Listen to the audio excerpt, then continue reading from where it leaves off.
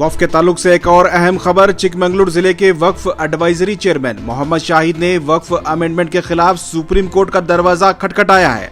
मोहम्मद शाहिद चिकमंगलुर जिले के advisory chairman हैं। बाबा बुडनगिरी दादा हयात मामले में भी हमेशा सरगर्म नजर आते रहे हैं।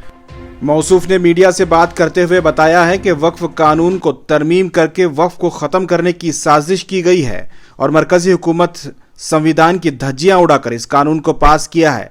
हमें यकीन है कि अदालत उज़्मा इस पर इंसाफ करेगी।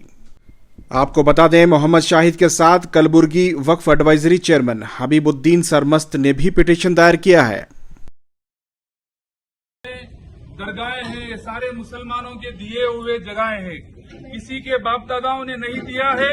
ये सिर्फ मुसलमानों के बाप दादाओं ने ये मुसलमानों के लिए वक्फ किया है। जितने भी जगहें, करोड़ों की आज जगह जो मुसलमानों के लिए दी गई है, ये सिर्फ और सिर्फ मुसलमानों की तरक्की के लिए, फलाह व बहबूद के लिए उस दौर में हमारे बुजुर्गों ने मुसलमानों के लिए ये वक्फ की थी।